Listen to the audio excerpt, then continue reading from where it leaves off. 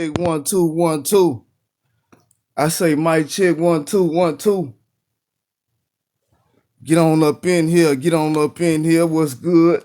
Why it ain't nobody but us TikTok? We appreciate the platform.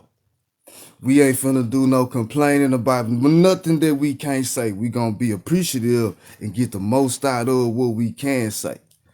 With that overstood, mic check 1 2 1 2. What's good? What's happening? You see the title? I said you see the title. You understand me? Yeah, you see the title. We just gonna speak.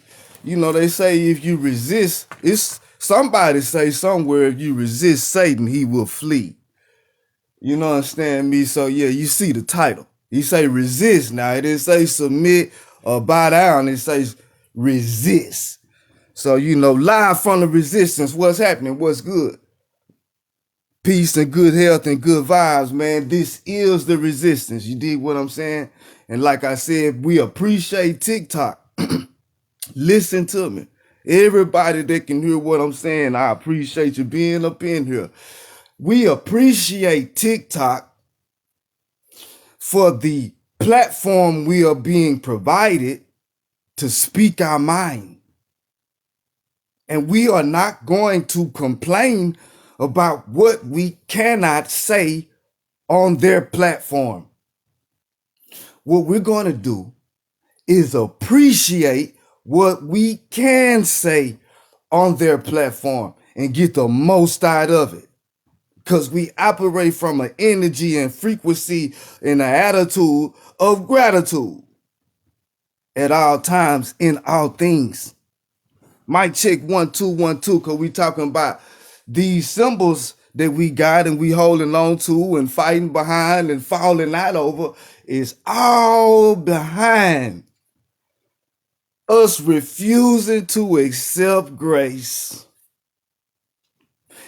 Yeah, mic check, man. Get on up in here, man. Appreciate my family in here with me. What's happening, family? Peace and good vibes, y'all. Hope you're feeling good and you're living good and you're looking good and the fam good and the health is good and the vibe too. And we gonna talk, I'm just speaking from the heart today, man. Anybody in here, if you under any one of these symbols that's in the title, you welcome here. And I'm not here to condemn you. I have no interest in condemning anybody for what they choose to believe at all. The purpose here is to share by way of revelation the truth, where we are and what's happening and why, and what I like to call upside down world. These religions are the result of our refusal to accept the grace of the Most High God. Our living conditions, the money, the economic system, the fact that we have to pay our way through this life in this world, where it is said that Satan is the God of. I said last time, I'm going to say again, if Satan is the God of this world, and if we find ourselves in a place where it is said that Satan is the God of, would that not be hell? And how did you get there? You got to fall, or you got to be unalive, or pass away, or be laid to rest. If this is the case, and everybody is looking to do something good or do something right to get out of the predicament, I'm just gonna speak freely and I'm gonna speak from the heart. I got the book. I got it. We just came out of the winter solstice. I don't know how you celebrated the winter solstice, but that's what we are just coming out of. You may have felt that energy as the sun begins this ascent back towards the vernal equinox. But we are officially in winter. And according to the time that we measure it in, We're coming into Capricorn, and the year is going to start in that sign, the goat. I don't want to go there right now though. Listen, we don't know how to accept grace. We despise those that live off of grace. We would rather say, ain't nobody gave me nothing. Yeah, I went, got up, and got my grind on for this. Yeah, I got it out the mud. Nobody gave me nothing. We would prefer it to be said of us. Because justice is poetic. And it ain't an idle word spoken. That's all right. That's what you call good. Then that's how you're going to have it. And you're going to have to pay your way through. But you were given everything. And it was a gift. I mean, your life, this moment right now is called the present. You were given everything. And I heard that this present, the moment, the now, is forever. But ain't nobody gave you nothing, huh? And when you got here, even though ain't nobody gave me nothing, it was some stuff already here, huh? For you to build and make whatever it is you envision to make. True or false? But you right when you say ain't nobody gave you nothing, in a sense. Because it wasn't the body that you got it from. It was just the body that you got it through. And that was a gift too. But we can't stand grace. We don't want nobody to give. We got to make a offering. Yeah, I know I was invited and I'm cool and I'm good, but I just got to offer you, bring you something just to show my gratitude and my appreciation, just to make it a transaction, just to make it about me a little bit, kind of somehow. And what I did and what I brought to the table, because but it was all a gift, and then you were freely invited to partake of it. But you had to bring an offering, huh? Now I got to bring you something. I can't just accept this goodness without bringing something. So we got to get stuff sacrificed and people sacrificed and offerings as offerings, because you just have to bring one. Because I can't accept grace. Bless your heart. So that mean the energy that we gotta endure, y'all, is we're gonna come around and experience people that despise grace, don't recognize it, and cannot accept it. So if you come around them, to them you coming around them because you want something.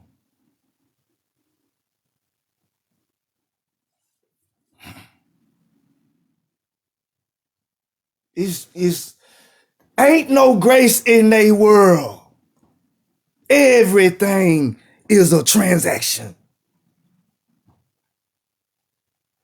And you must endure. You got to endure this with grace, because everything that we experienced was a gift to us.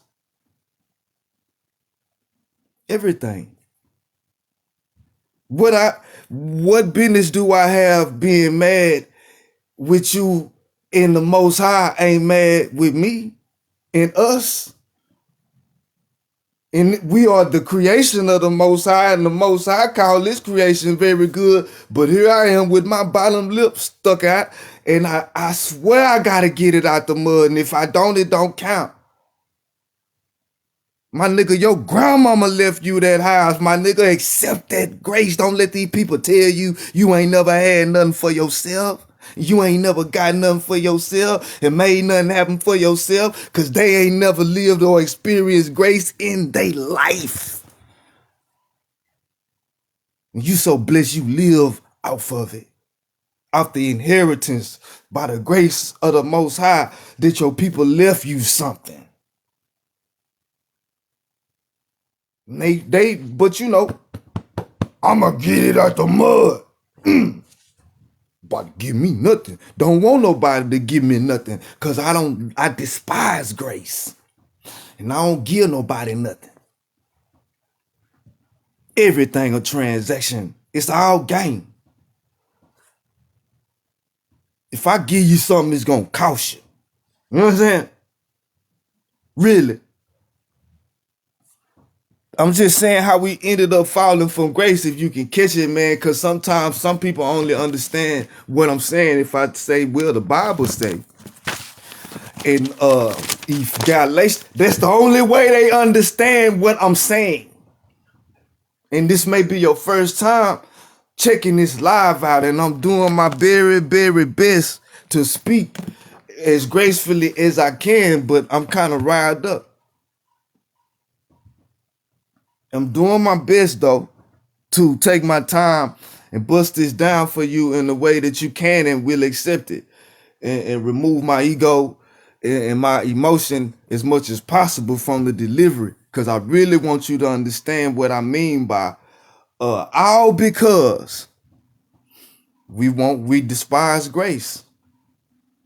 That's why you have see the grace come by way of this, right?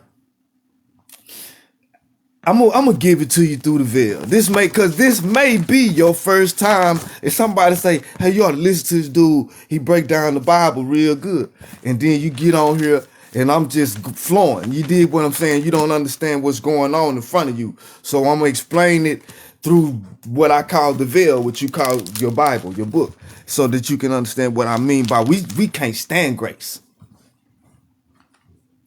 So y'all ready? This is Genesis chapter 1. I always like to go to Genesis chapter 1 because that's where the book starts. And if you're gonna teach out a book, you should the beginning is where you always start.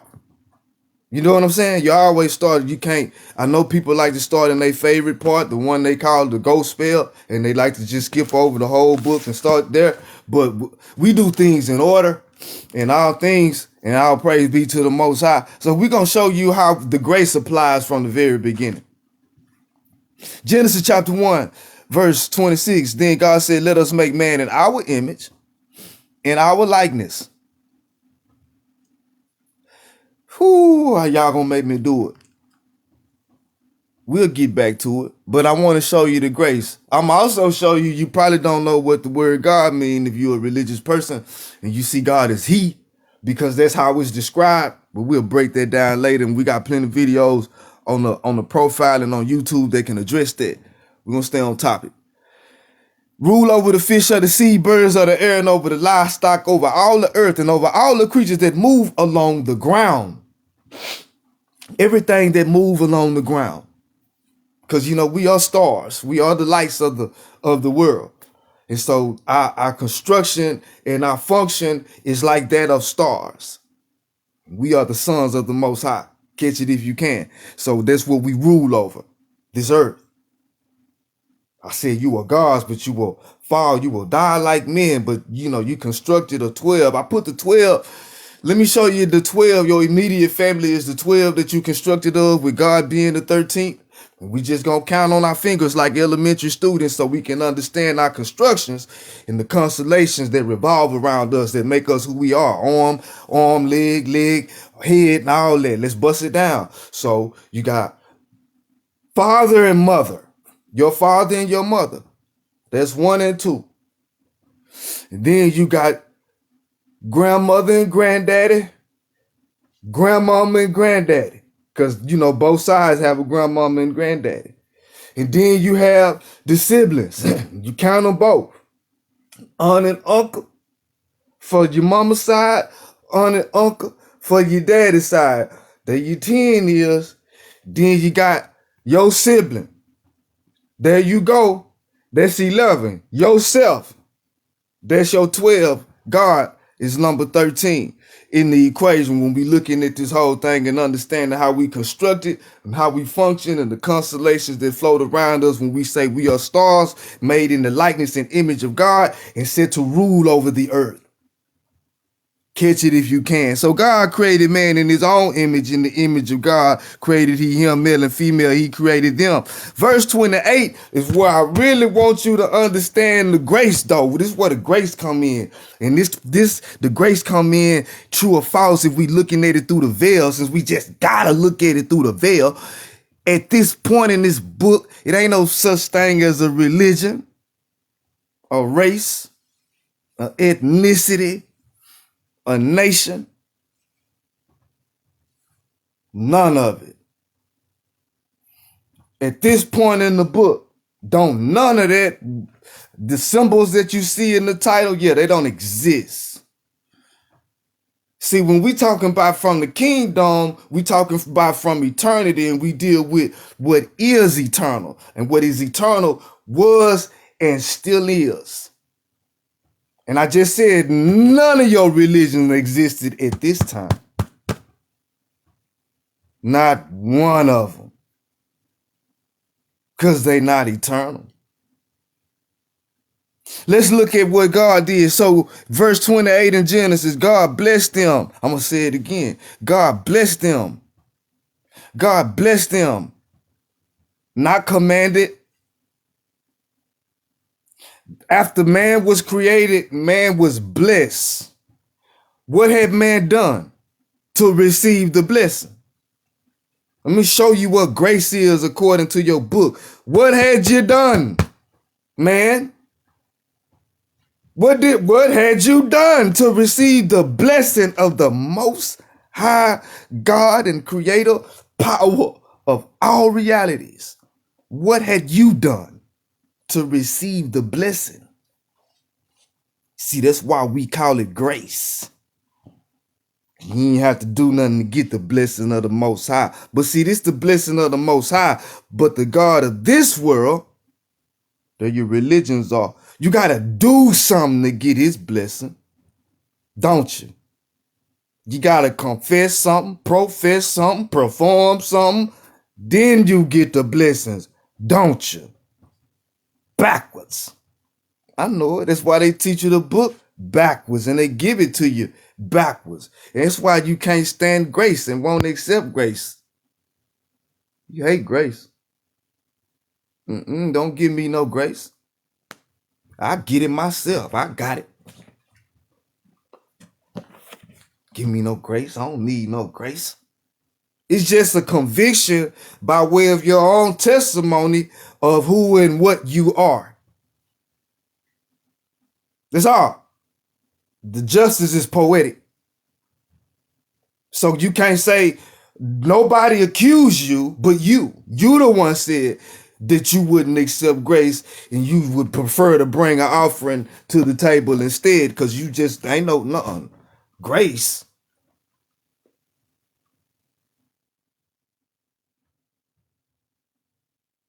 Nah, I'm just saying that was what you decided that was the right way to do things. But that wasn't your fault. Somebody told you that was the right way. I mean, I'm talking about we based our whole value system off seeing it that way. Let it be like a sign on your head and a mark on your forehead that this how you think and this how you move. This is what you base your strength off of. The fruit of your knowledge of good and evil is how you prefer to get your blessings. The tree of life, which by grace is freely offered, all you have to do with that though is accept it But if you accept it, then you have to give all of the praise to the Most High.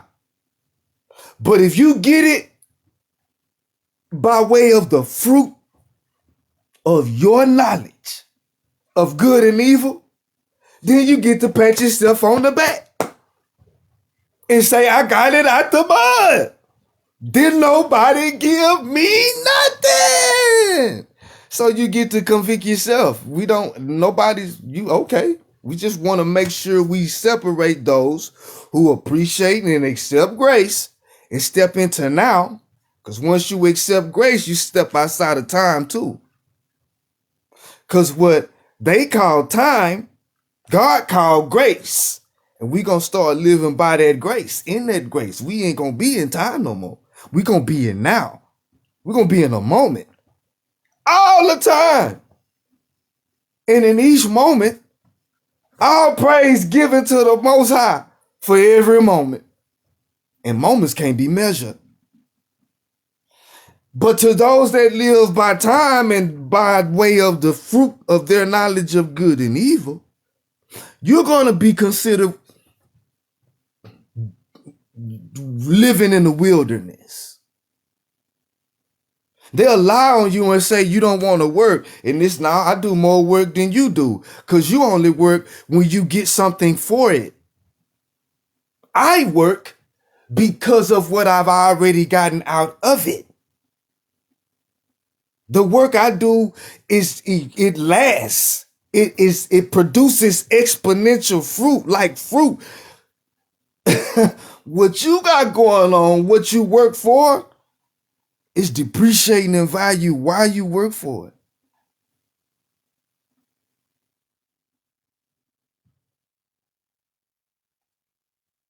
As a testimony. He say though, when you find this pearl, when you go deep down in that water and find that pearl, you're going to give up all you got for that pearl that you went deep down into your subconscious and got.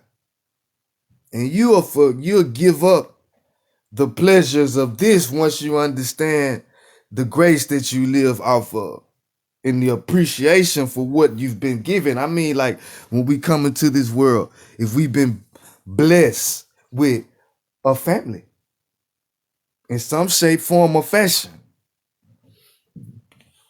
we come into the world with it. It wasn't nothing that we did to get it. In whatever condition or whatever way we see it, we came here and there was a lot of stuff already here. That we didn't do anything to cause to be here. So a lot of the what we call religion, what is the point of religion? It's a testimony about our, well, let me make sure I state this the right way. The condemnation of religion is a testimony to our lack of grace. When we come in and we condemn and we threaten because of our concept of what we call right or wrong according to whatever religious doctrine we may adhere to, that's when we fall from grace. And we are demonstrating that we don't yet get the concept.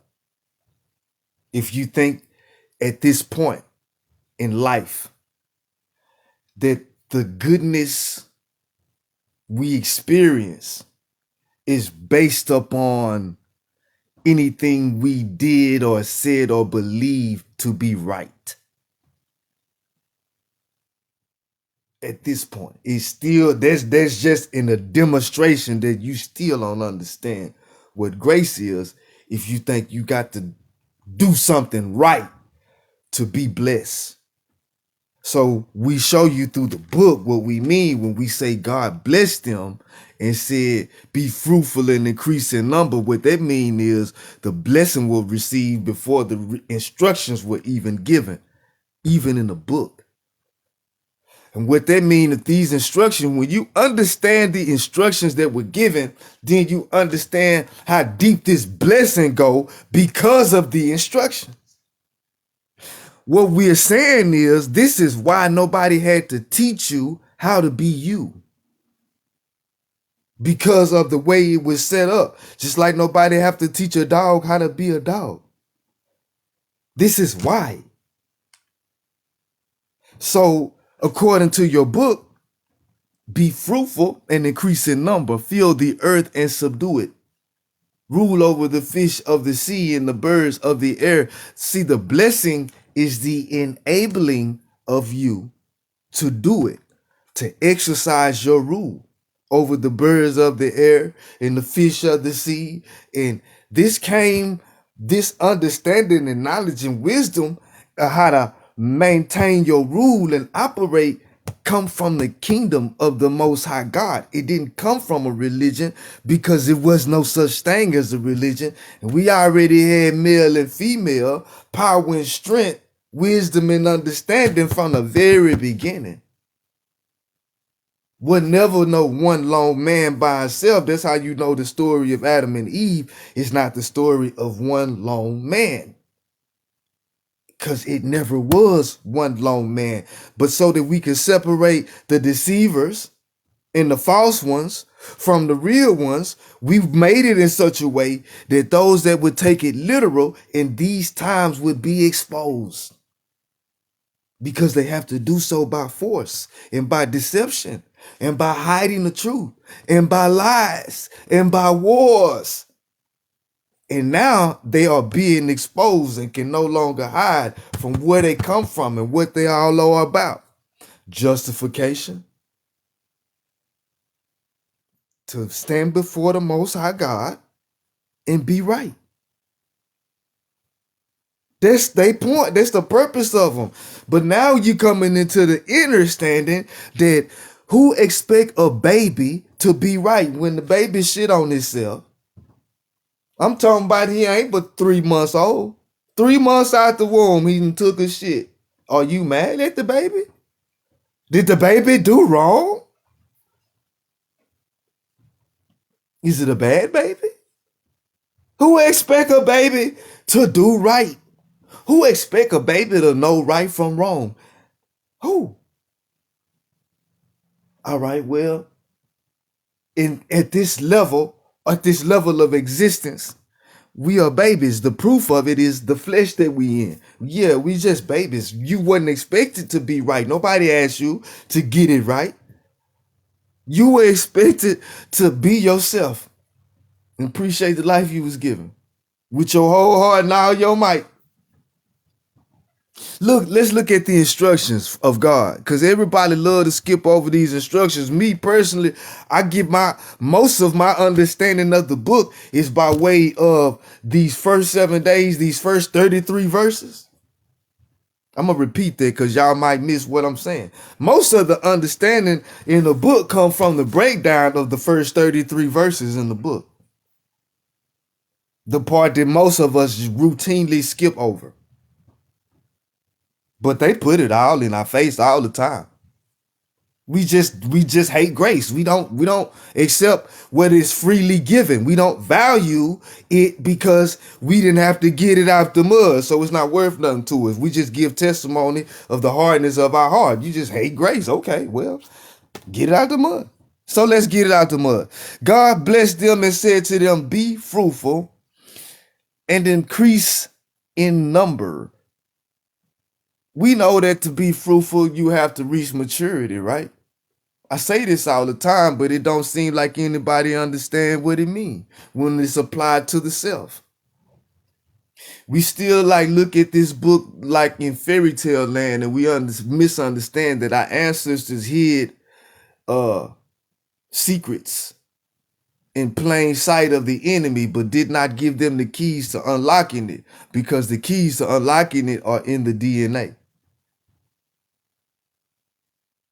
That's how deep our ancestors went with this game. They knew that only those with their DNA could unlock the book. That's how deep they game went. Why you think they hide your history from you? What you can do. You can speak past, present, and future all at the same time.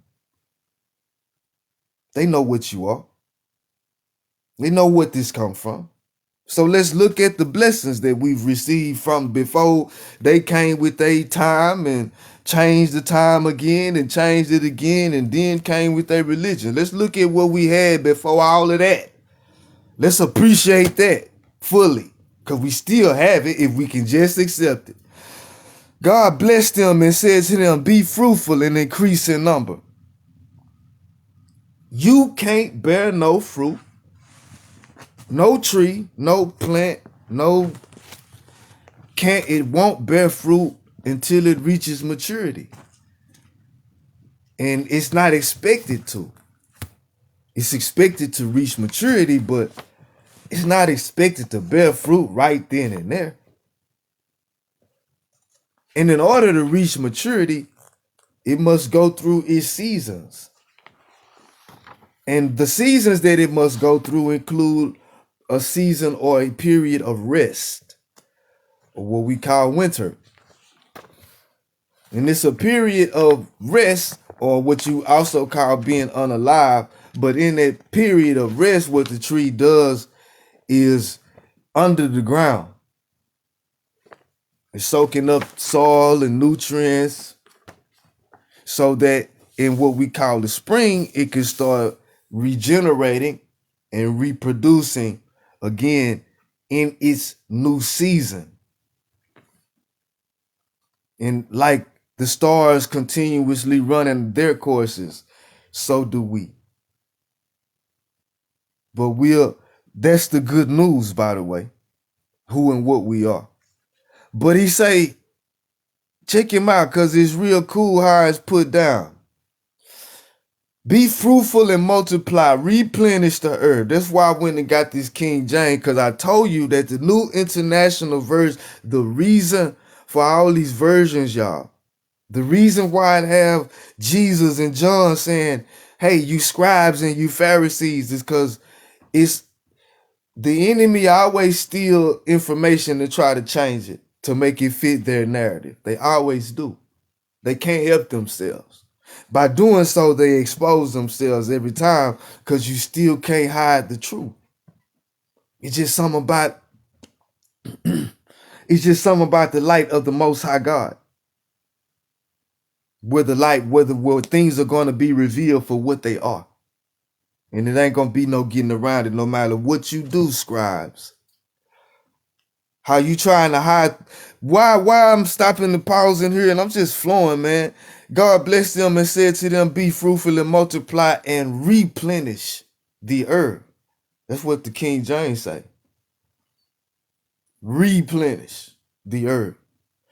What we saying is there was things going on before our creation, and we represent that eternity. And that's why we function as eternal beings through what you may call reincarnation. The proof of this being John coming in the spirit of Elijah.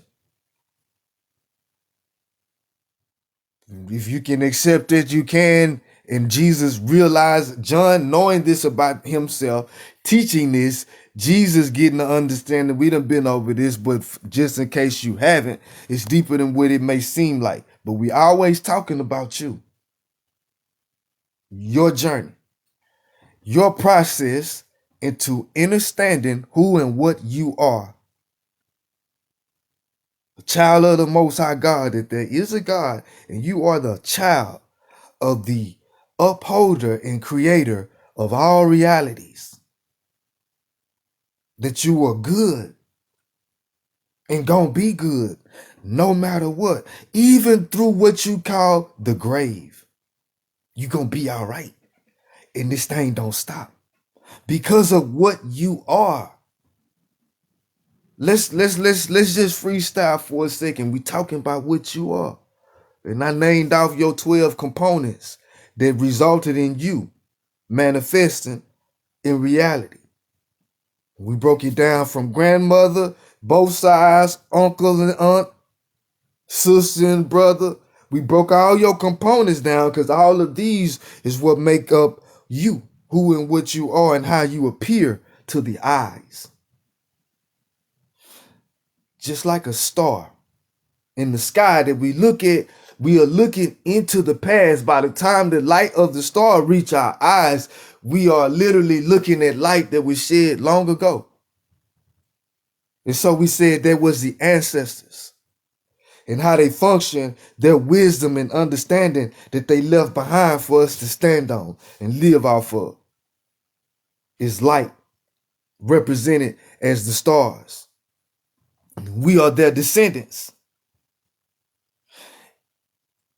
But we are at the midpoint between them and our descendants, which we will be the ancestors to. And when they look up at the light in the sky, it's us. But when you understand that you are outside of time, because it's always now, we living by the grace of God, they can see you now, baby. They looking at you now. You got a constellation around you now. From where they looking at you from.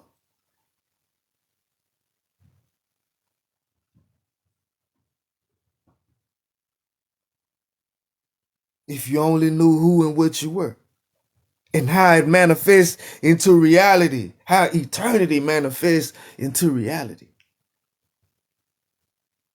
And when you look up at the sky, it's symbolic of your mind. What's going on in the mind, and we are made in the likeness. And so when you understand that you are made in the likeness and image of the Most High, and it don't got nothing to do with this. Ooh, we'll start appreciating that grace. But as long as we only see ourselves, or we are only conscious and aware of this self, our only light is the sun. Catch it if you can. I've been trying to help you explain that. I've been trying to explain as best I can that the sun is symbolic of your conscious self of the body, your body conscious. Like your first sense of awareness that only pertain to your body. It's what the sun represents, this type of consciousness.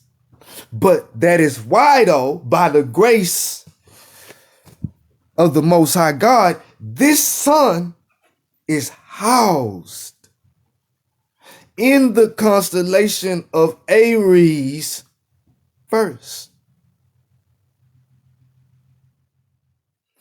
And which make Aries, because you know when Aries is first appears, that's the lamb. And this is what your conscious mind is housed in. The darkness of your subconscious mind. It's just one of the lights among them, but it's just the light that you are aware of consciously. That's what the sun represents. And it being housed in Aries represent your subconscious mind being where the light, the real light is, where the knowledge, wisdom, and understanding of. Let there be light, the baby boy. That's where he is. That's where he's represented as the lamb. Aries, everything springing forth. And when we step into the now, it's always new in these revelation and these downloads. It's just new dimensions, more appreciation, and less concern for this. But to those in backwards, upside down world, they just despise the fact that you have come to accept the grace of the Most High God and are humble enough to let it be sufficient for you. How dare you? When all us out here humping and sweating and tap dancing and falling all over ourselves. And you just gonna live off grace? It just make them sick to their stomach. How dare you live off the grace of the Most High? And we said that you had to get it out the mud. You ain't nothing then. You won't chase this dollar. You ain't all about this dollar. Don't even try to holler. Because I'm going to keep it on my mind and in my right hand. I'm going to always be trying to think about getting it or trying to have it so I can think about getting some more. Because in God we trust. We talking about that trust account. That's the trust. That's what you trust in. That's why you won't step into the resistance. I got bills.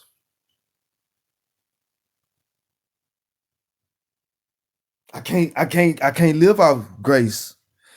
I can't do it. I can't live off the grace. I don't trust. There's no way that if I just lived off the grace, then I'm not gonna be able to. Okay. Get mad at me because you can't think past $8. Thought you said you was a hustler. Thought you said you knew how to think. Don't get mad at me because you too scared to face Goliath, and I ain't. And then you want to accuse me of not wanting to work when in reality, I work you daily and don't want nothing for it. Do it because it needs to be done. Let's just set the record straight. Let's just set the record straight right quick while you lying on those of us who resist this beast system and call us lazy when really we do the work that needs to be done in our communities and in our neighborhoods and in the hearts and minds of our people, and we do it daily, and we don't want nothing for it. You will only do something if you get something out of it, and if you don't, you won't do nothing. You only do what they approve for you to do, and it better be about $1. And then, because of your lack of acceptance of grace and your lack of understanding of what grace is, your ingratitude, you turn around and despise and disparage those of us who do accept the grace of the Most High God. And by weighing in that grace, we resist this system. You really mad because we do what you too scared to do. You really mad because we face what you too scared to even look at. That's what it really is. We face what you won't even look at every day. It might break your mind if you look at it. Because then you're going to realize, see, this thing by grace in your offering and why you can keep your offering when you deal with the Most High God. Because when you come into a little bit of the awareness of this thing called life and this now that we have been given, you're going to understand ain't nothing you can bring. And baby, you didn't need to bring nothing in the first place. All you had to do was say thank you. Nobody asked you for nothing else. It didn't ask you for thanks. I just like to see you have it, baby. Don't you just like to see your baby happy? Damn, don't you just like to see the baby happy? And when you make the baby happy, do you expect the baby to give you something? Do you? Or you're just happy to see the baby happy and the baby just happy to experience happiness in your bosom? Then what happened? Who told you you had to do that right? Who? Who told you that?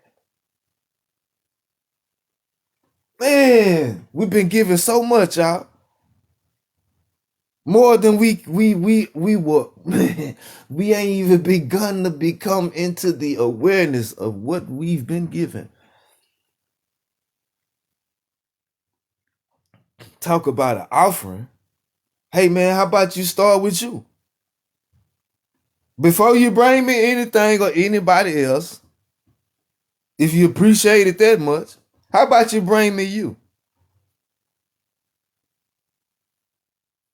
What's wrong with that? They told you was unworthy, huh? They told you wasn't good enough because they see. Let me show you something else about grace in this thing called repentance that's not even mentioned by the Most High God. Because if I got to tell you to say you're sorry, it don't really mean. So he never even told you. See, this thing called repentance. Let me show you how that works. This is so beautiful. I ain't talking about the religion, what they talking about, because theirs is a transaction. The whole entire religion is a transaction. They trying to do something right or good to get a blessing.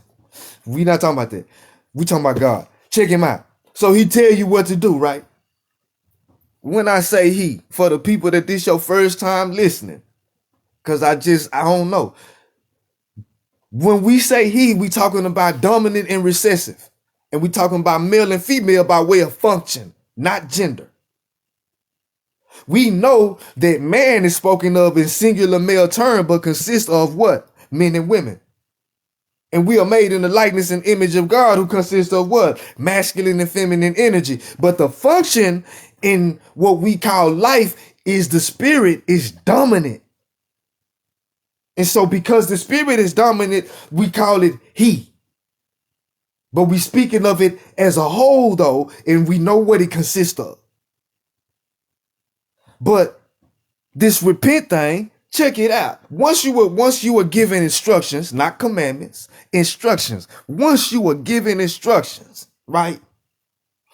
If at any point in this thing we call our life, not following these instructions, we're going to experience the result of it.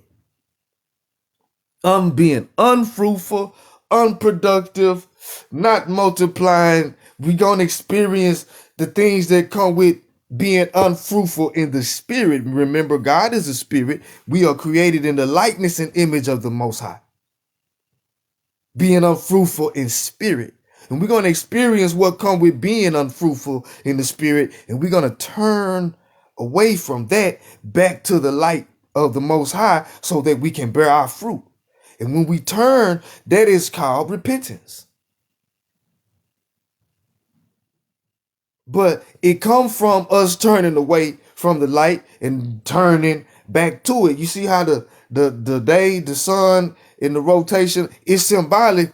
You go to sleep and you're waking up every day. It's symbolic of something. It's showing you the repetition of this thing called eternity and how it manifests. But let's look at repenting. If you repent, if you turn away from being unfruitful and the next season come around and you start bearing fruit that next season, the Most High say, by way of mercy, we have the opportunity to turn to the light if we turn away from it. By grace, it's not going to be mentioned. So I'm never going to bring it up again. It's going to be as if you never had a season where you didn't bear fruit. I'm not going to even bring it up. I'm not going to mention it. Do you know people that they can't wait for the next opportunity to bring up something they perceive to be wrong that you did? They just can't wait to remind you or somebody, remember when she was. This is them testifying themselves of their lack of grace. That's what's going on. And the people that's around it and entertained by it are just giving testimony of their lack of grace. And you'll start to see in upside down world, there is a lot of it. It's actually taught, not to this kind of look down upon. In among us, it's kind of, you got that from your mama? You mean you didn't get that by way of toil and struggle and taking chances and ass kissing and getting. Oh, nigga, you got that from your granddaddy. Nigga, you ain't. So that's just saying I hate grace. I despise grace. And those that live off of grace, I hate them too. That's what that says. It's what they mean. It's literally what they mean. But we just found a way to make it look cool. Ain't Satan slick? We just found a way to make our lack of grace, and we made a religion out of it. And I bring in offerings. So when I bring you and I invite you in and I tell you you good, and you keep steady reaching in your pocket trying to pay me, man, and put money, all pulling out your money and putting it all on the table and letting everybody see that you ain't got to give me nothing, homeboy. I'm good. I got it. Damn. Not only are you not accepting my grace, man, you profaning and just the table just. That's what we do with our religion. Oh, I brought the most perfect sacrifice. Look at the sacrifice I brought. I'm bringing the best sacrifice ever to be brought. Ain't nobody ever brought a better sacrifice than this one right here. Look. Really? But who asked you for that? I just invited you in. Told you you was good. Who told you you had to bring me a sacrifice? Who told you that? Nah, for real. Who told you that? Why you lying on God? God, if we read Genesis chapter 1 all the way to it, say God finished with all his work, not one of those scriptures do God mention bring no sacrifice, no prayer, no ceremony, none of that. I'm saying it didn't come from God. It may have come from the Lord. But I'm talking about God. I'm not talking about the Lord. The book ain't talking about the Lord neither. We ain't said nothing but God in Genesis chapter 1. It ain't mentioned Lord at all. So I'm just saying we might not even be talking about the same creation. I don't know what your understanding of the book is. Mic check 1 2 1 2. And I just took off and went to going because I'm trying to get my people to understand that we convict ourselves when we go to holler about this sacrifice that we believe in. I know you believe in the sacrifice. I know that's the problem. That's the problem. I know you believe in the perfect prophet that ever came. I know you believe in the most perfect set of laws that was there. I know. It's a testimony in a conviction. I understand. I'm not disputing that that's your belief or that is right. I'm making you aware that according to the book, it was never expected of you and it didn't come from God. So I'm trying to let you know.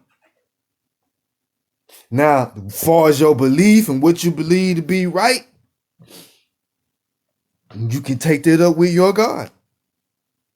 But the God I know, which means the God I've experienced, is worship in spirit and in truth. And that's by way of his grace. It's not expected of me by his grace. It's not expected of me to be right because, I'm just a baby. I ain't full. I'm not walking in the spirit, fully in the spirit yet. How I know? I got flesh. Who expect a baby to be right? I just want to look at him and make sure he mine at this point. That's it. And I'm going to know how that baby naturally act and move as a baby. If he mine, I just want to make sure this mine right now. That's it. And if he mine, he good enough. You know what? No, for real. I'm just trying to help y'all understand how we got tricked into thinking we had to be right or needed to be right before the Most High. And that if we didn't get this life right now, whether we live 75 years, 30 years, that we going to be punished forever and ever in all eternity. If we don't get this life right. But we don't even know what right is. Like, who put this fear and anxiety on you when it comes to the worship and the acknowledgement of the Most High? Who introduced that concept? I'm just looking in the comments because I'm just talking about grace, man. I'm still talking about grace. Don't let me get off topic.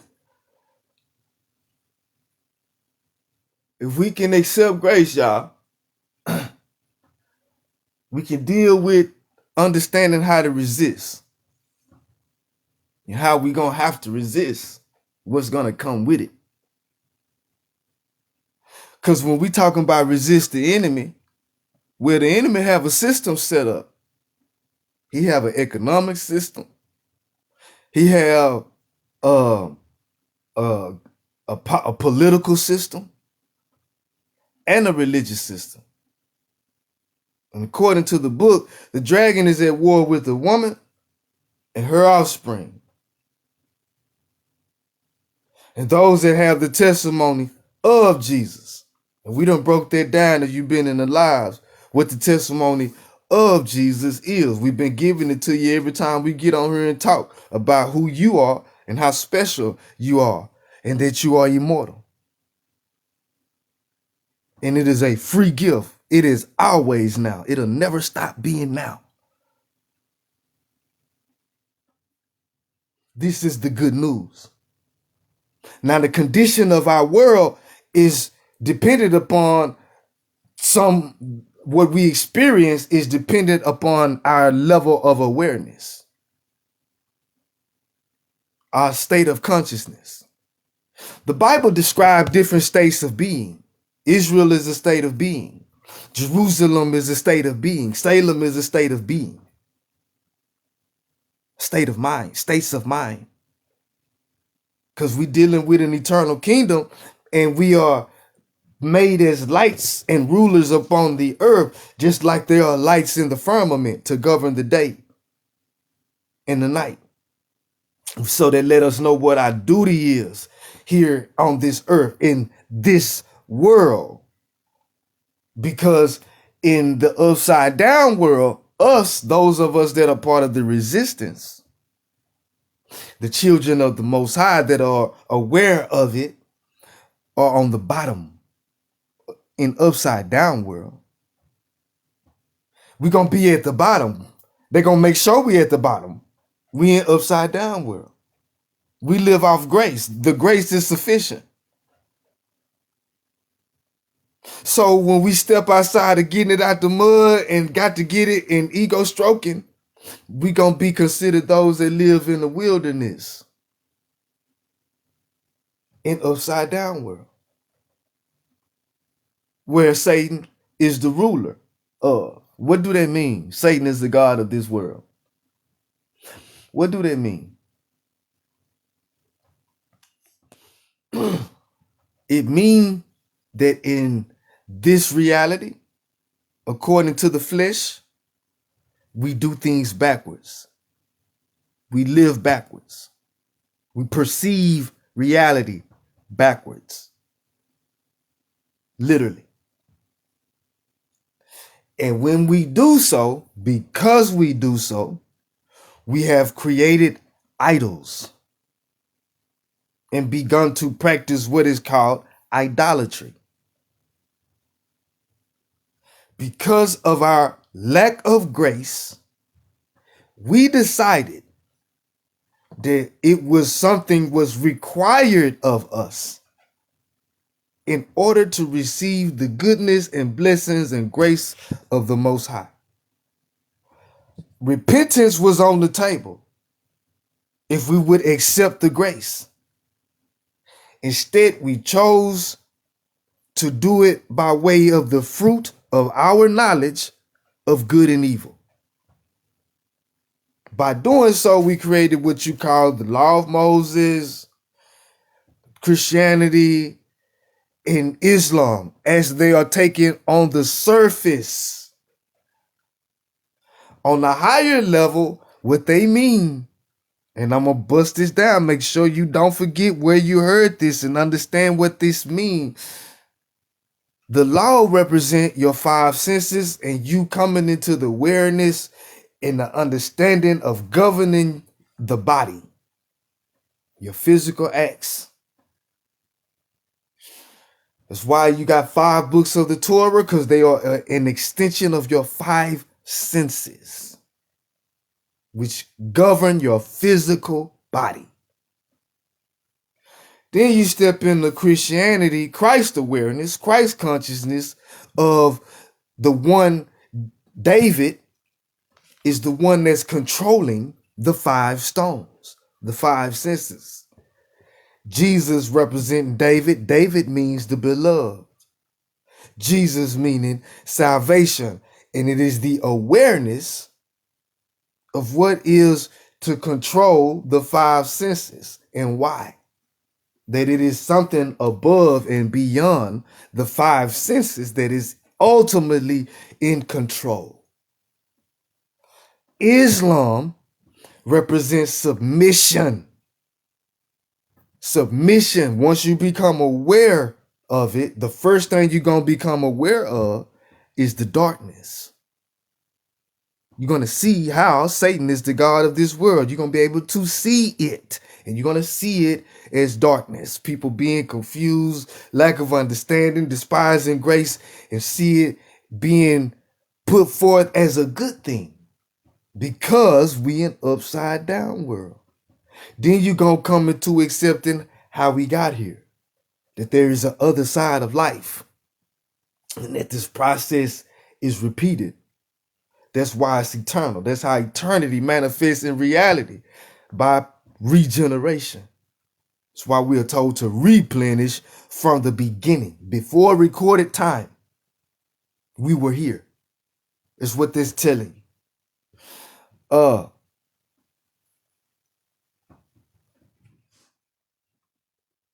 I'm just pausing right quick, catching my train of thought. When we come into the understanding of what we are, and that we have and receive it all by way of the goodness of God, and that is it, then we're going to give our praise to the Most High God, and we're going to do the work. So now I come into the golden era. Let's talk about the golden era. Because in different epochs, in every epoch of humanity, we go through what's called the golden era. And in these golden eras, we create things of beauty to live in and walk among and experience, because we don't do things for profit. In those eras, we do things out of appreciation of life and each other and the beauty of it. And the work that we do in these golden eras reflect it. These are the times when we trade amongst each other and we create systems of trade that reflect equity and equality, and not profit. And the people that we have in place are because they are the most adept at distributing the resources among the people, not in lying and stealing from the people. And so when the projects that we build, everything we build will reflect this enlightenment of the people coming into awareness of the resources of this earth are ours. I'm talking about when every nation on the earth, at a time when every nation is nationalizing its resources. And the people are benefiting from the gas, in the oil, in the coal, in the tin, in the whatever the land produce is distributed among the people that live there. And that is the job of the government to make sure it's distributed. We have golden eras of humanity, which we're about to enter into now. The greedy and those that despise grace, for them, it's a dark time. Because they don't get to be greedy and try to hoard and lie and go to war and take, and they don't get to do that no more. That's gone. But for the rest of us, it's with the prophecy, the meek inherit the earth. It always happens. This is not the first time this has happened. It's not. It's what we got to understand.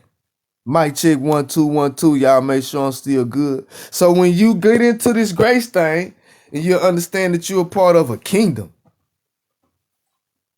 Like you'll really understand when we say we kings and queens, we ain't talking about geographical locations. Even though if you want to go down to the neuromelanin, which is condensed light manifest, we can go there.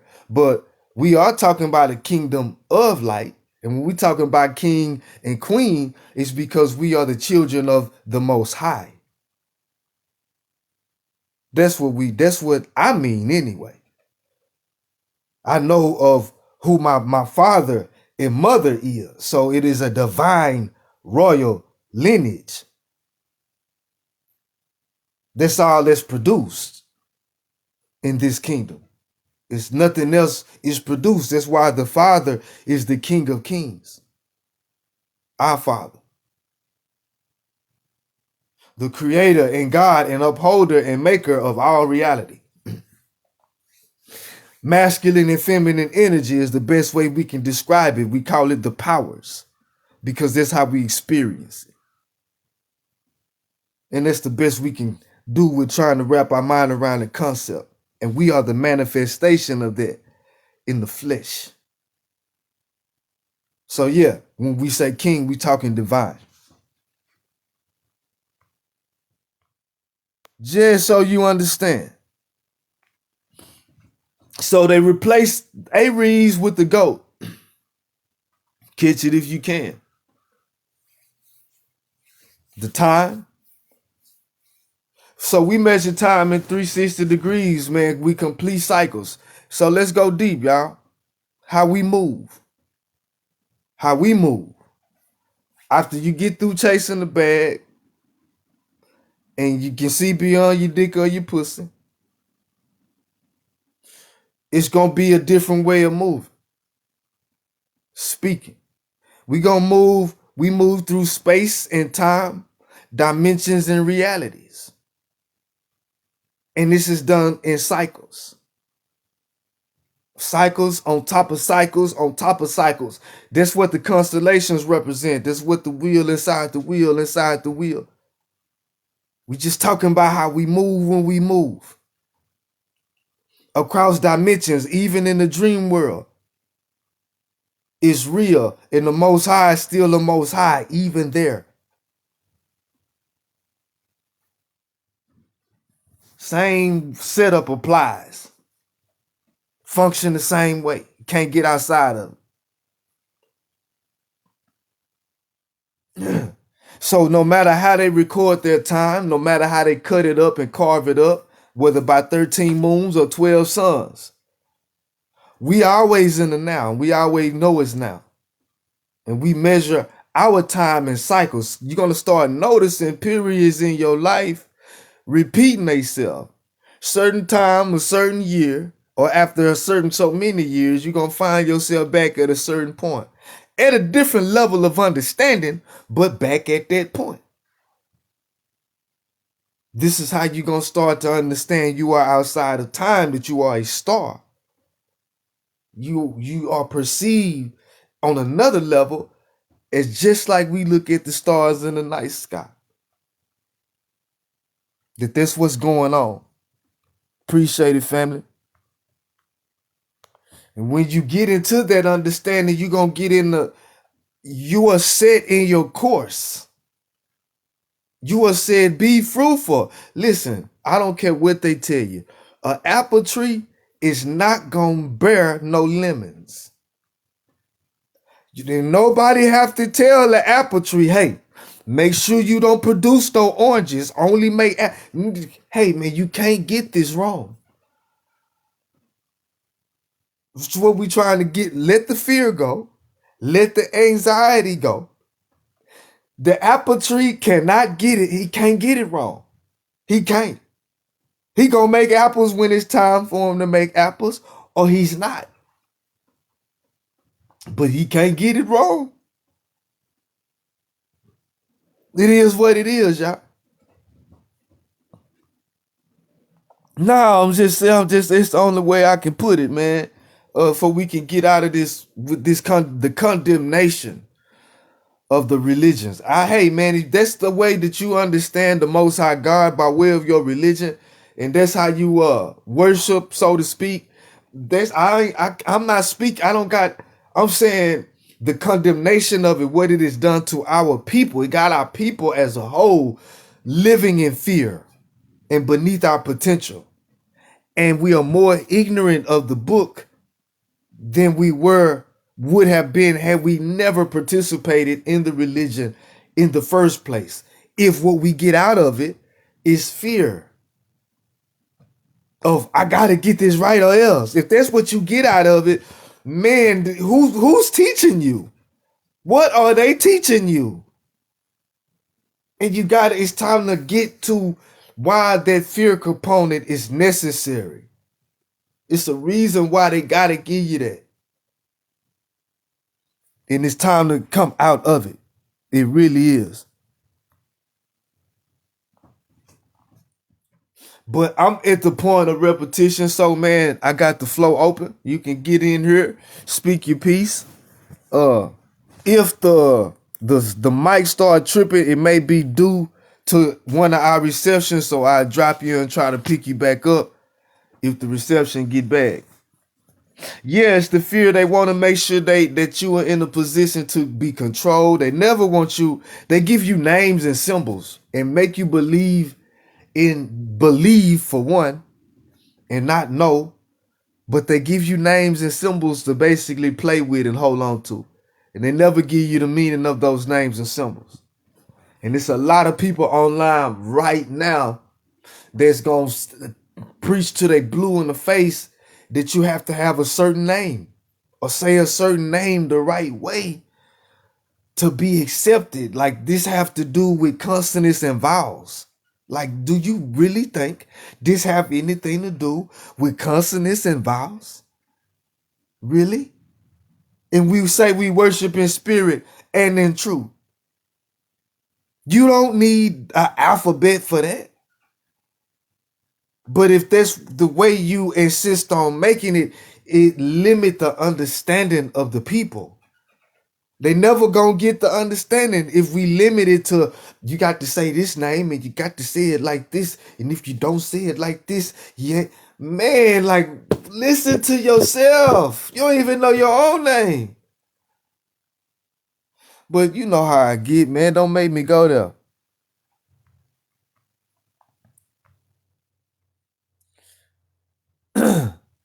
If you understand the meaning of the name, then you on the beginning of a journey that I want to encourage you to continue on. If all you understand is this name and is a person that's outside of yourself, and that's the only way you can understand the message or the allegory, all right. I mean, like, you know what I'm saying? Like, all right, man, for real, I can dig it. I get it. And we need the same type of, we need reciprocity. It's called the law of reciprocity. And at this point, we having to ask the religious people to practice reciprocity. If nobody's condemning you, how about you don't condemn other people? How about you do that? And that's a step towards peace.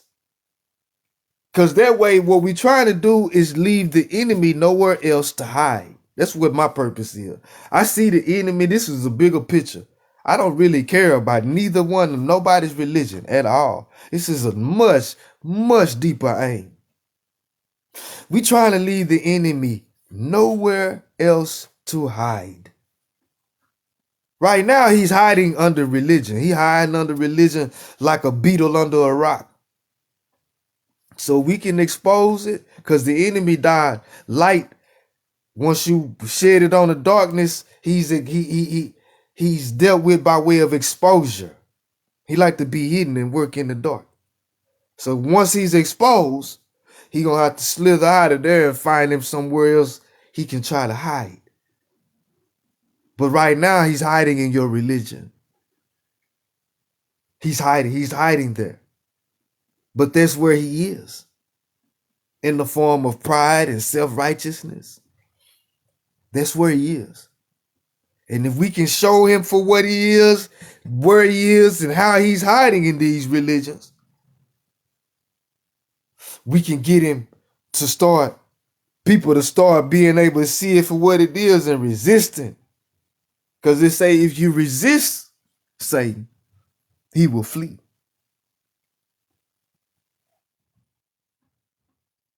That's what we doing. So yeah, this is war. It's a battle. It's spiritual warfare though. Refuse negative energy. When we get on this level, man, the enemy gonna attack from all angles. Remember that we operate by way of grace, and if we stay in grace, we let the enemy expose themselves. Remember, that's how we get him. That's how we trap him, make him expose himself. And if we stay in grace, he exposes himself every time. His energy, the energy that he come with, that he come in, you can see him for what he is. Man, ain't nobody in here tripping but you. Nobody in here talking about hell and eternal hellfire and punishment but the religious people. Why you? So the other people are saying, listen, you cool if you want to kick it, but leave your hell out. Don't bring your hell with you here. If you just insist on your hell and you got to have your hell, you and your hell stay over there. You and your hell, keep it over there. That's what we saying to the religion. Ain't that ironic? Ain't that ironic? Ain't it the fulfillment of prophecy? And we talking about justice now. I'm gonna let you convict yourself. We gonna make you, and you insisted on bringing the sacrifice, and your sacrifice was the best and most right of any sacrifice in the history of sacrifices. That's your own testimony. Okay. We just gonna stay for the record. Nobody ever asked that of you. Just make sure you know that. Just and imagine it like you being invited to a banquet by the king. He say, just bring your appetite. I got entertainment. I got drink. Big bowls are the best loud in the history of the, hey man, we blowing big. We everything. Your favorite entertainer gonna be entertain. Everything on me don't work. Just come. Here you go, you pull up, you at the table, food getting pulled out. Here you go. Hold on, everybody, look.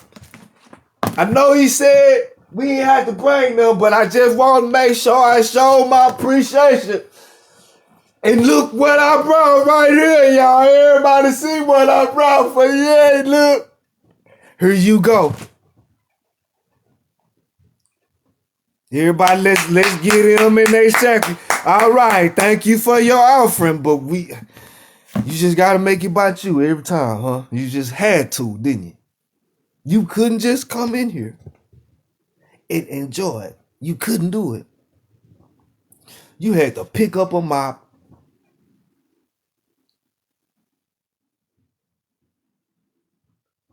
point out people spilling drink on the floor.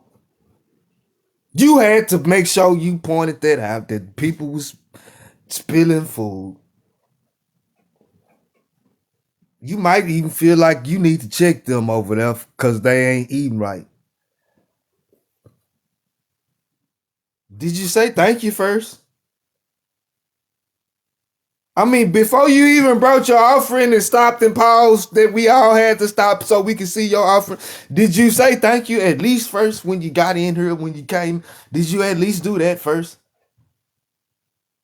Or was you just waiting on the best chance to present your offering that nobody asked you to bring?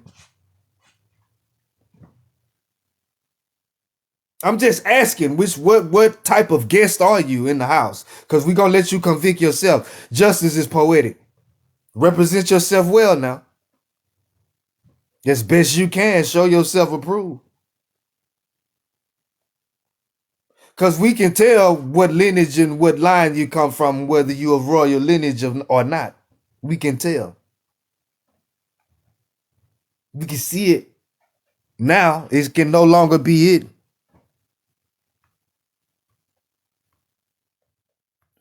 So that's what we dealing with now.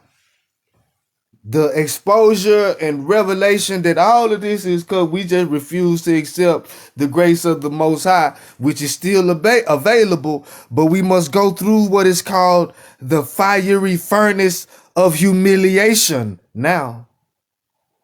Now the acceptance of this grace must come by way of humiliation because we built ourselves so much. We built ourselves up in our ego and our materialism that we think that to live off grace is beneath us and a step down. So by way of the fiery furnace of humiliation ritual, we come into this gift of accepting, and that's just mean by way of humility, by us finally admitting, hey, God is the best of judges and the king of righteousness, and I'm going to leave the right and wrong up to God, and what I'm going to be is my best self, and I'm going to be true to that. I'm going to be my best self, and I'm going to be true to that. That's what I'm going to do. That's how I'm going to live, because I appreciate what I've been given. I'm going to humble myself, and I'm going to stop trying to be the judge of it. I'm going to let the Most High be the judge of it. And I'm going to govern my body in awareness of who and what I am, in full submission of that awareness.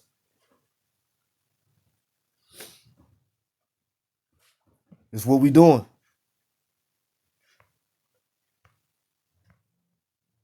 So remember now, we in upside down backwards world.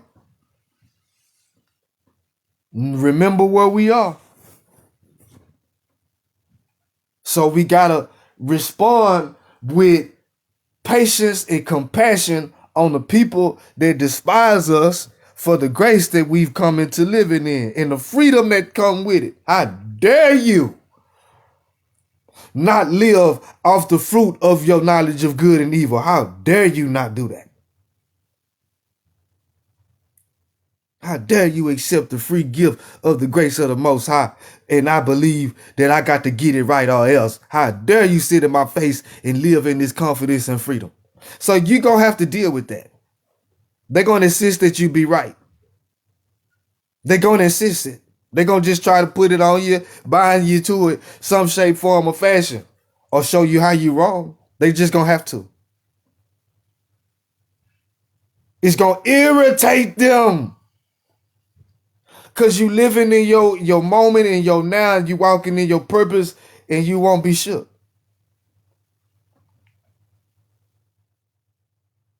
This is to give light upon the earth. Because we coming into a golden era. It's not a time of fear that we coming into, y'all. We coming into a time of nothing else. Nothing else can. Who is afraid of a time when nothing else can be hidden? Unless you had something that you was trying to hide. I wasn't worried about hiding nothing from you, no way. I wish they would let me sit here and roll big blunts in front of you. I would be. I'm talking about a fat one right now. I don't care what you uncover, go find. You feel? If we gonna live in our truth, know that the enemy is gonna bring up everything you have ever done in your entire life, ever. And they're gonna demonstrate their lack of grace. God say when he ain't gonna remember what you did. Hey man, you good with me, but in the upside down backwards world, they will never let you forget it. Remember when you remember when I gave you every time I see you, you got to tell me about when you gave such and such to me. Everybody got to hear about it. This is where we live. This is what we call normal. In upside down world, we got to get it out the mud. If you didn't get it out your game, and you know what I'm saying, me, off your knowledge of good and evil, on the fruit of your knowledge of good and evil, then you really just like was lucky, or like, like you know what I'm saying, you don't even count. Like you haven't accomplished anything in this world unless you got what you got by way of you got the fruit by way of your knowledge of good and evil. Then it's an accomplishment. But if you got it by inheritance, the grace of God, that don't count. You ain't did nothing. You ain't you know what I'm saying? Upside down world, why I call it upside down world. And that means you're gonna have a lot of haters. You're gonna have to learn how to manipulate energy. So let me go this route with you. For those that been rocking with me, we always talk about manipulating energy and using energy for. We don't use our energy to be against or negative. We use our energy positive to make things manifest. And with that said, there is this thing called darkness or contrast that we enter in. And we sometimes go into this darkness willingly or knowingly. You're going to reach a level that when you go into the darkness, live age restricted. I just got a warning. It ain't no kids in here, is it? If you under 18, tell your ass, get out my live. If you under 18, tell your ass, get out of here. You are not invited. You are not welcome. If you are under 18 years of age, you are not invited or welcome. Get your ass out of here. Also understand that I'm just, that warning that I just got is because of the topic I'm speaking on, and I got to be careful. Yeah, I can't say too much when we talk about darkness and things of that nature. And yeah, they steady hollering. Yeah, they hollering. Man, I'm gonna say it like this. In goodness and in spirit and in truth, right? When you come into awareness, and that is levels of awareness and degrees of lights that you enter into, it's going to be beyond you to do what is called evil or wrong. It's just, you just won't be able to. But you will enter into darkness, and willingly at times. But when you do, it's going to be chaos energy. And that's the whole nother level of understanding. But when you go into the darkness, it's going to be chaos energy. And that's just, I'm going to just leave that at that, man. But yeah, y'all, any questions, any comments, anybody want to get up in here and share what they got to say on the topic, ask questions. Yeah, y'all know where we at.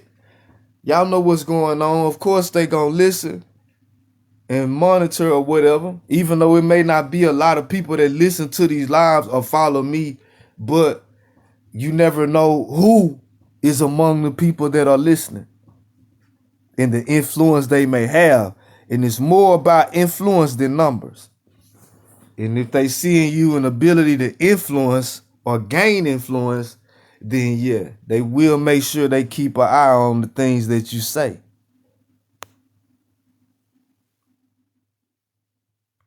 Just checking our comments. But grace, y'all, grace is the topic. Grace is the reason for the season. And all of that, that's why we give all the thanks and all the praise to the Most High by way of grace. Salvation, what you call salvation, come by way of grace.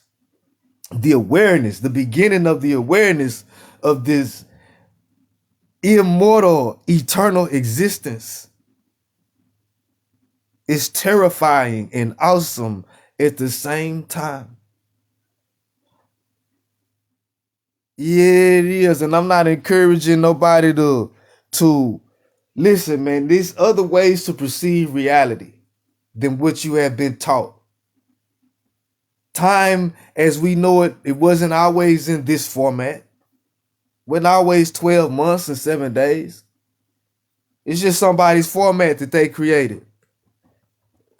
It was a different way before they came along and a different way before that.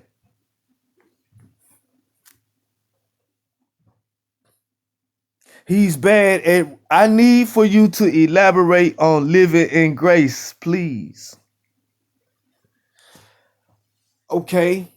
So when we living in grace, you know when they say in Genesis 1:26 that God blessed us and God said, let us make man, verse 28, and God blessed them.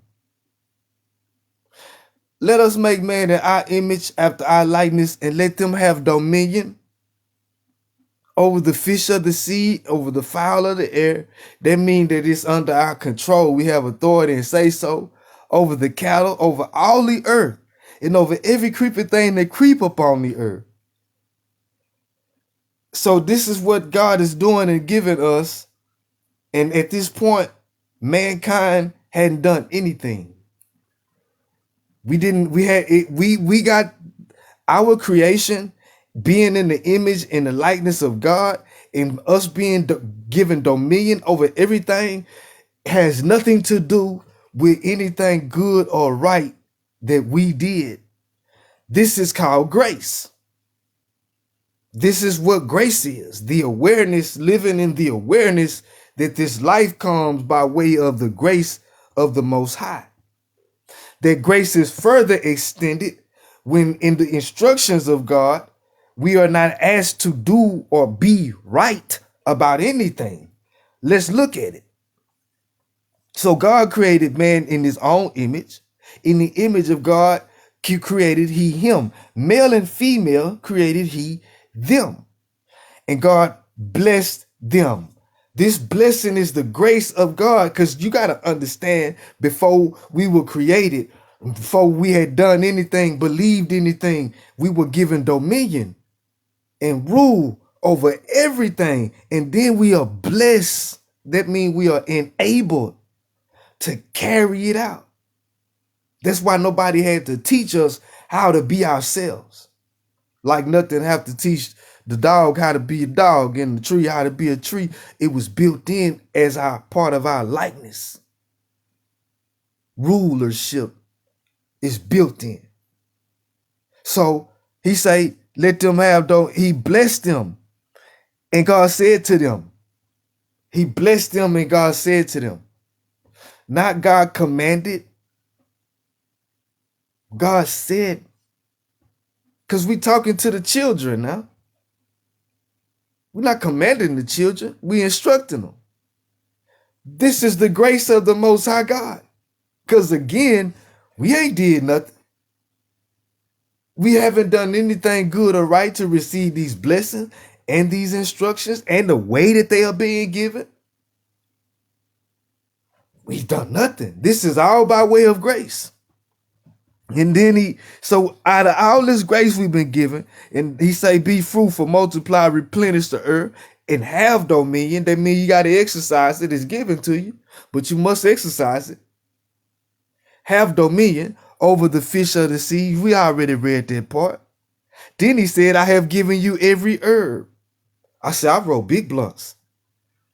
I have given you every herb bearing seed which is upon the face of all the earth, and every tree in which there is fruit of a tree yielding seed. I'm just reading the Bible. I'm just reading the King James version of the Bible, word for word. That's what it said. It said herb. Don't. Come on now. But hey, man, we might have to read. You see how they describe. To you it shall be for meat. I just want to make sure you heard that part. To you it shall be for meat. This is what God gave you. I'm a vegetarian, and I bear witness that it's a good diet. It's been that way for the last 12 years. I speak of what I know by way of testimony. I bear witness. I've been a vegetarian for the last 12 years. I hardly ever get sick. Just telling you what bear, we can't give no false testimony, right? But yeah, so this is all by way of grace. Ain't nobody did nothing yet. Listen to me. Ain't nobody brought no sacrifice, sung no praises, made no prayers. You hear me? That ain't why they got it. It didn't come from none of that. Not one prayer. Do you hear me? Listen to me. Not one ceremony, not one sacrifice. That's not how it came. This is the grace. This is grace. You say talk more on grace. This is grace. Do you not understand? Grace is when somebody invites you in and tell you good, but you feel like you got to get up and sweep the floor to make yourself useful. That means you made it, instead of it being a grace thing that this person was just good enough to let you in their mansion, you trying to make it a transaction. You trying to be there because you made yourself useful. You lack grace. You lack the understanding of grace. You can't accept grace. You won't accept grace. And you don't, anything good you get or receive, you won't see it as good because you lack grace. You probably see the bad in it before you see the good in it because you don't have any grace. You don't know how to come in and say thank you and tell your ass. You don't know how to do it. You gotta make it about you. And we just like to make sure we can capture you doing it and let you give a testimony to yourself every time. So it can't be nobody's convicting you or condemning you. You said it yourself. And that's what we mean by lack of grace. You said that in all of this, instead of all this goodness that we get, these blessings, you worship a God that you believe that you have to believe something right, or perform the right ceremony, or profess the right person in order to receive the blessings of your God. You have to do something first so that it becomes a transaction. You have rejected the grace that none of this was even asked of you. You rejected that, and you wanted to make it about the fruit of your knowledge of good and evil. That's what you wanted to make it about. Your goodness, what you believe, what you got right. That's what you thought this was.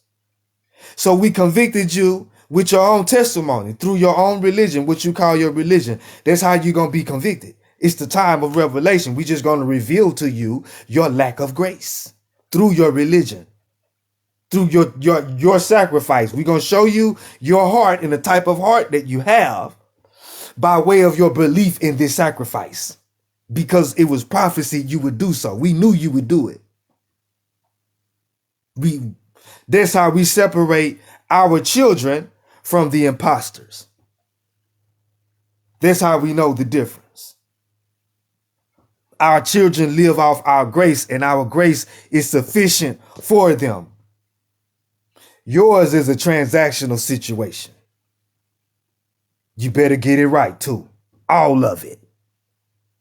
I mean, every stipulation and condition applies. Since you insisted on being right. Yeah, every stipulation and condition applies. There it is.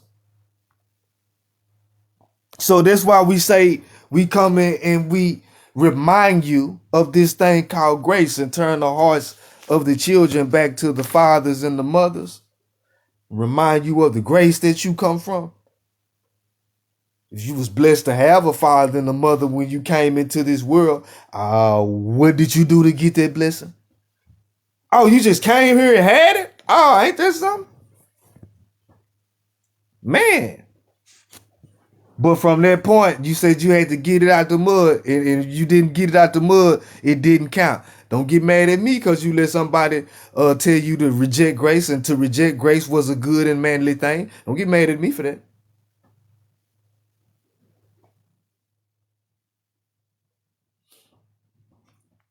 You know what I'm saying? Nah, for real. Don't get mad at me for that. You let somebody tell you what God called very good, it was something wrong with it, and you had to do it right so you could make it better. Don't get mad at me because you believe that. It's not my fault. I didn't tell you it. I told you God was good, very good. You ain't begun to imagine how good God is, starting with the truth of the fact that you are immortal. You can't accept that. They can't teach you that, because then you wouldn't have fear. And if you didn't have no fear, they wouldn't be able to control you. So they make you reject grace. They make it about a ceremony. You got to perform this ceremony. Because if you didn't get the water baptism, you know what I'm saying? If you didn't get baptized in the water, God don't even hear your prayer. If you didn't accept the Holy Ghost and say the sinner's prayer, if you don't believe in the sacrifice, if you don't make the confession, hey man, that's your God. That's your God. That's the world that you live in, and the God that you worship. Go and be right and worship the God, and however way you feel like is the right way to do it. I'll be over here in appreciation of grace and thankful. Listen to me. If you better be glad it's not that way, that nothing is required of you. Because if it was, there's nothing you could bring. Ever. There's nothing you could bring. Nothing. So the example for those that's kind of slow and probably wrote, they just have to have an allegory. We give you the baby. Grace, to help you understand grace, going and coming, giving and receive, right? You got the baby. Baby newborn. Baby hungry. Do you expect the baby to be right or wrong about anything at this point? He's just a baby. So you give the baby grace because you understand he's just a baby. You don't expect him to be right. You expect him to holler when he's hungry, right? Now, when you're a mother and you breastfeed, or if you're a father and you get the bottle and you feed the baby, do you expect the baby to tell you thank you? Are you expecting this baby to give you an offering or show you some type of appreciation? Are you? Why not? We dealing with grace. I'm not expecting nothing from this baby, and this baby is happy to receive whatever I give it. The baby is not worried about I gotta give something, because the baby's just happy to get it. And you happy to see that the baby is happy to get it. And that's enough. My grace is sufficient. Everything is took care of. But if there's not, everything else that you go after, you're gonna have to get it out the mud. It's gonna have to be a transaction. You're gonna have to pay for it. And to some, that's gonna be, hey man, the creme de la creme. That's how it's supposed to go. We're not saying nothing about that. We know where we are. We just revealing to you why it is that way. When we say that people lack grace, and the reason the religion is proof of the fall from grace, because these are the people that think they got to do something right or perform a certain ceremony the right way on the right day and say the right name to get the blessings. These are the people that worship the Most High backwards. They taught you the book backwards, didn't it? Unless you're going to sit here and tell us that the book started with the gospel. So that's why we trying to help you understand, come back to appreciating this thing called life that came to you free of charge. Nobody charged you for it. You didn't have to pay for it. You don't have to pay for eternal life. You can't pay for it. If you should be grateful and glad that you don't have to pay for it. But you must understand that because it's called life, it's eternal. That's what life is. If it's not eternal, it's not alive. That's why this ain't you.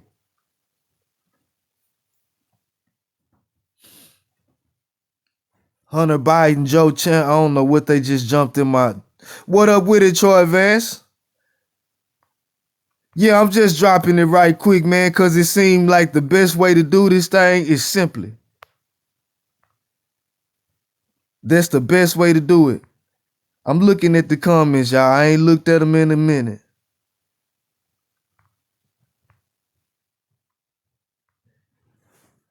So if we all on the same page, then we all know that we got some grace we got to exercise in our own lives to be thankful for before we go to condemning anybody for the way they live or their lack of awareness or what they believe. We are in no position to condemn any human being, but we are to shed light, knowledge, wisdom, and understanding, and expose by way of speaking the truth, the lie. But we speak with grace as best we can, because it's hard to defend yourself from the same people you are sent to. It's not easy to do, but they're going to come for you if you open your mouth and speak on these things. They're coming, and they're going to come with everything you've ever done. That's why they say prophets don't get no recognition in their own town, because the people closest to them remember them when they used to rob and steal and lie and cheat, and yeah. So they can't accept it coming from them. But you don't know what I used to do. I'm just pulling up on you. You pulling up. We pulling up on each other at a certain point of our lives where we supposed to.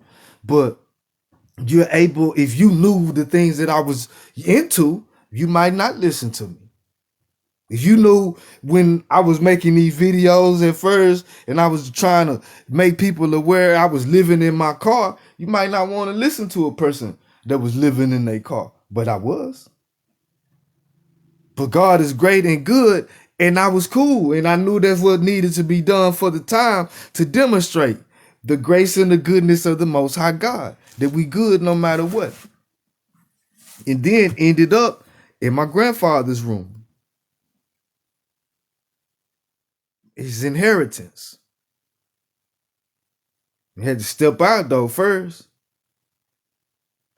So it's extreme. It's real. When you go into the wilderness and leave the city behind for a little bit, or when you fast and you meditate and we leave the wants and the cares of our bodies behind for a little bit, it helps us to come into grace a little bit more. Help us to humble ourselves and remember it's not about getting this thing right. It's about reaching maturity, growing, understanding, walking in your purpose, walking in appreciation of life. The more of the life that you come into awareness of, the more appreciation we live in. And when you understand that you've been given immortality by the most gracious and most merciful, you have a new law. That law will be love. Until then, you're going to be concerned with getting things right. And then we caught up in this beast system, the resistance part. And I'm gonna say this plain. This is the part where a lot of people feel I'm finna drop you out right here. Hey man, we're gonna have to get them their money back. See, we didn't always value their money. They made us take the money. If I start buffering, you know what time it is. We didn't want their money. When they first came with that system, we was getting paid in land and animals, and that's what we wanted. They instituted their system industrialized, and they came with a wage system and forced it. No more rural living and living off the land and family compounds and family enclaves. No, we're going to outlaw it. No more barter and trade. We taxing everything, and we only paying accepting the taxes in dollars.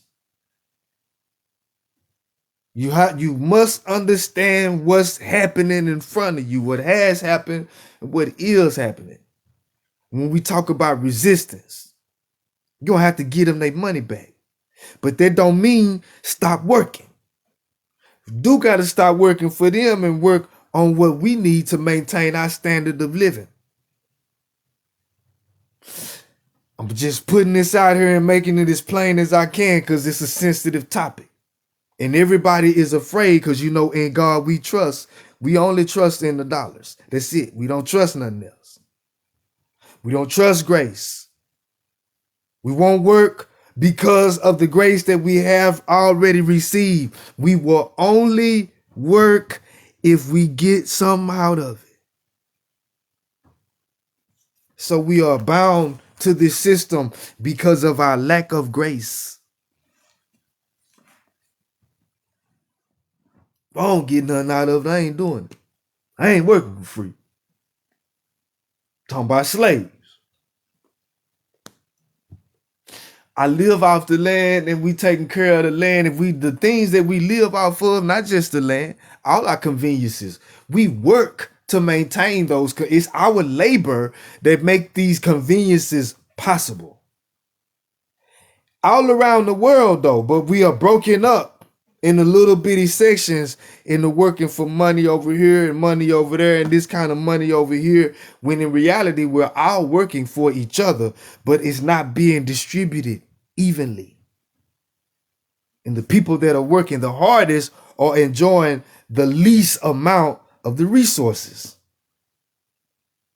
But we have enough technology to alleviate that. What we lack is the grace to do the work, because everybody's asking who's gonna pay for it. That's why it's not gonna be done, because in God we trust. Talking about that dollar. And if ain't no dollars in rotation, ain't nothing happening. That's where we are. So I ain't finna stay on here long on that topic because I know where we at and what's going on. Finna get up off of here. I appreciate your time, y'all, being up in here and listening. I hope you got something, some kind of understanding off of it, from it. Everybody that was answering questions and commenting in here, appreciate that. Yeah, y'all.